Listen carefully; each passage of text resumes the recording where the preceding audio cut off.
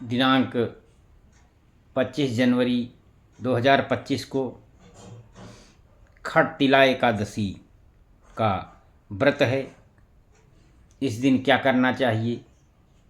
सुबह जल्दी उठ कर के स्नान करिए और व्रत के संकल्प को धारण करिए।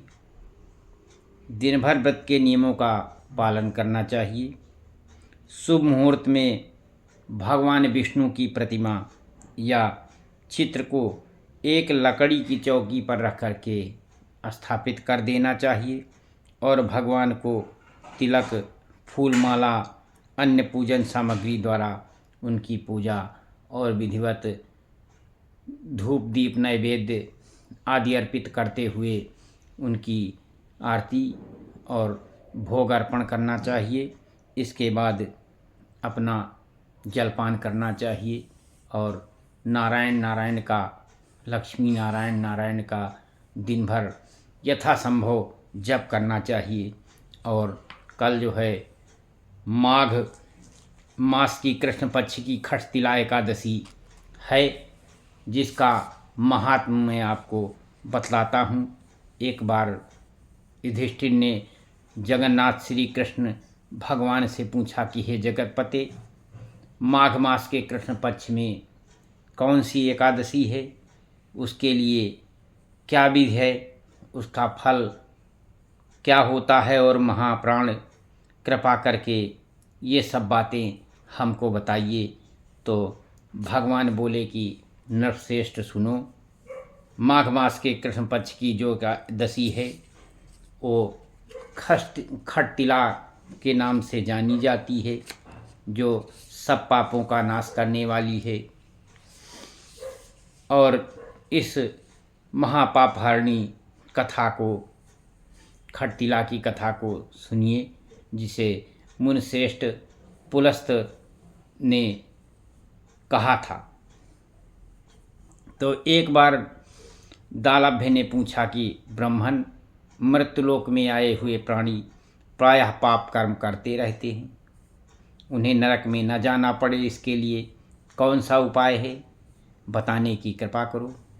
पुलस्त जी बोले कि महाभाग, तुमने बहुत अच्छी बात पूछी है, मैं तुमको बतलाता हूँ, सुनो। माघ मास आने पर मनुष्य को चाहिए कि वो नहा धो करके पवित्र हो करके सवेरे सवेरे इंद्रियों को संयम में रखते हुए काम, क्रोध, अहंकार, लोभ और चुगली आदि बुराइयों को ना करे। देवादेव भगवान का स्मरण करके जल से पैर धोकर उनकी भूमि पर पड़े हुए गोबर का उठा लाए और उसमें तिल और कपास छोड़ करके 108 पिंडिकाएँ बनाए। फिर माघ में जब आरदा पर मूल नक्षत्र आए, तब कृष्ण पक्ष की एकादशी करने के लिए नियम ग्रहण करे। भली भांत स्नान करके पवित्र हो, शुद्ध भाव से देवादेव भगवान श्री विष्णु की पूजा करे। कोई भूल हो जाने पर श्री कृष्ण का नाम का उच्चारण करता रहे। रात को जागरण और होम करे।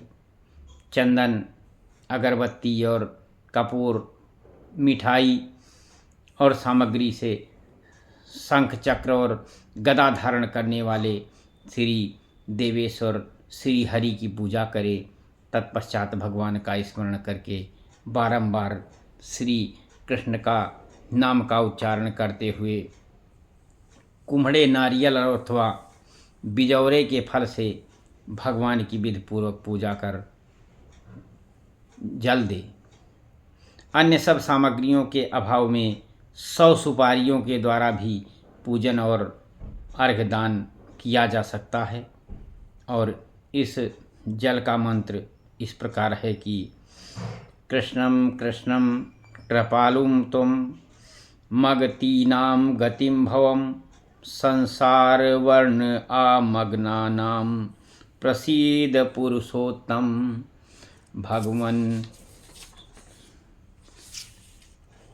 नमस्ते पुंडरीकाक्षे, नमस्ते विश्वभावनः, सुब्राह्मण नमो अस्तुते महापुरुषः पूर्वजम्।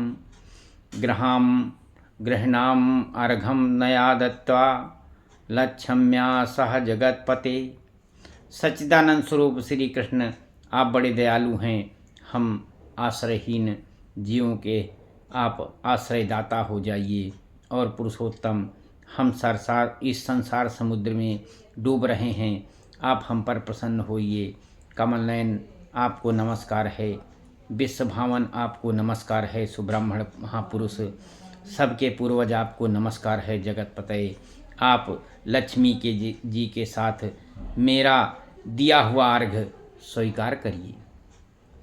तत्पश्चात ब्राह्मण की पूजा करें, उसे जल का घड़ा दान करें, साथ ही छाता, जूता और वस्त्र भी दें। दान करते समय ऐसा कहें, इस दान के द्वारा भगवान श्री कृष्ण मुझ पर प्रसन्न हों। अपनी शक्ति के अनुसार श्रेष्ठ ब्राह्मण को काली गाय भी दान दिया जा सकता है। द्विज श्रेष्ठ विद्वान पुरुष को चाहिए कि वह तिल से भरा हुआ पात्र भी दान करे। उन तिलों के बोने पर उनसे जितनी शाखाएं पैदा हो सकती हैं, उतने 1000 वर्षों तक वह स्वर्गलोक में प्रतिष्ठित होता है। तिल से स्नान करें, तिल का उबटन लगाएं और तिल से होम करें।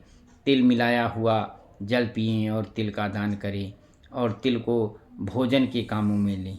इस प्रकार 6 कामों से तिल का उपयोग करने से यह एकादशी खटतिला कहलाती है, जो सब पापों का नाश करने वाली है।